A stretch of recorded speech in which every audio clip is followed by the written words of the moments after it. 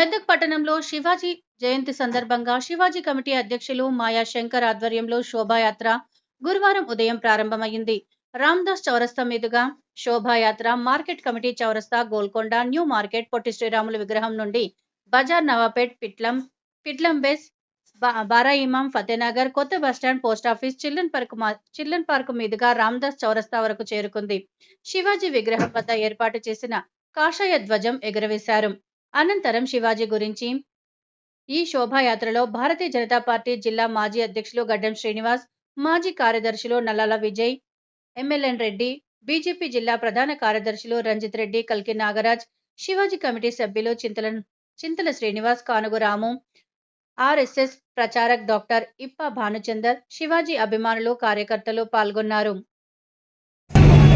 అట్లాగే శివాజీ మహారాజ్ ఆశయం అప్పట్లో మొఘలులు ఉండేవారు, బీజాపూర్ సుల్తానులు ఉండేవారు, వారందరినీ కాదని స్వరాజ్య స్థాపన చేద్దామన్నది ఆయన ఆశయం.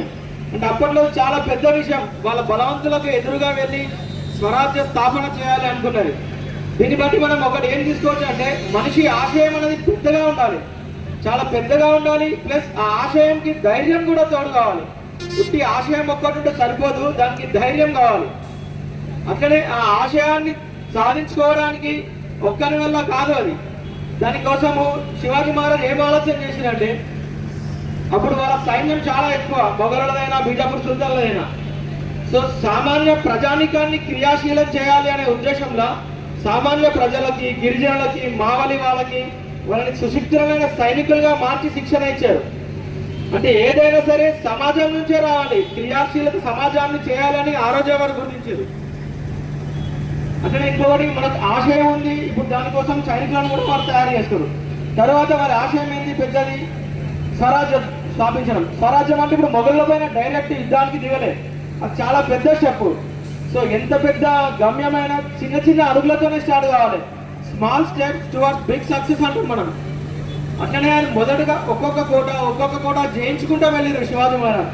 మొదటగా ఏమీ లేని స్థితి నుంచి మెల్లగా వారి జీవిత కాలంలో 300 కోటలను జయించారు. అలా ఒక్కొక్క కోటను జయించుకుంటూ పోయారు.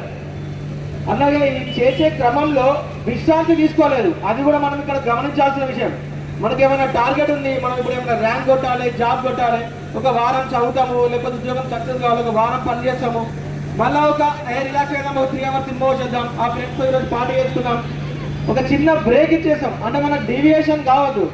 మనం ఏదైనా లక్ష్యాన్ని అనుకున్నామంటే దాన్ని సాధించే వరకు చిన్న డీవియేషన్స్ ఏం పెట్టుకోకుండా, బ్రేక్స్ తీసుకోకుండా మనం లక్ష్యం సాగిపోవాలన్నమాట.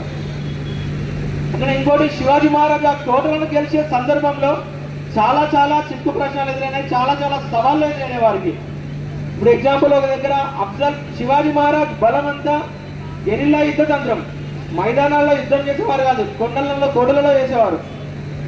సో దానికి వ్యతిరేకంగా అఫ్జల్ ఖాన్ మైదానంలోనే యుద్ధం చేసుకుంటూ, దేవాలయాలను ధ్వంసం చేసుకుంటూ శివాజీ మహారాజ్ రెచ్చగొట్టినా శివాజీ మహారాజ్ తగ్గకుండా అక్కడ బుద్ధిని ప్రదర్శించాడు, బలాన్ని కాకుండా. సంధి మాట్లాడదామని చెప్పి అక్కడ అఫ్జల్ ఖాన్ని హతమొందించడం జరుగుతుంది.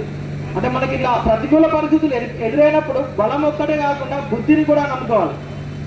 ఇంకా మనం ఏం చేయాలనుకున్నా సమస్యలు ఇలా ఎదురైతేనండి ఇలాగే. అప్పుడు ఇది మనతో కాదు, ఇది అయ్యేది కాదులే అనుకోవద్దు, ఇది ఎందుకు కాదు అట్లనే ఆలోచన చేసింది కాబట్టి శివాజీ మహారాజ్ అంత గొప్ప ప్రభు అయ్యాడు. ఇప్పుడు ఎగ్జాంపుల్, ఒక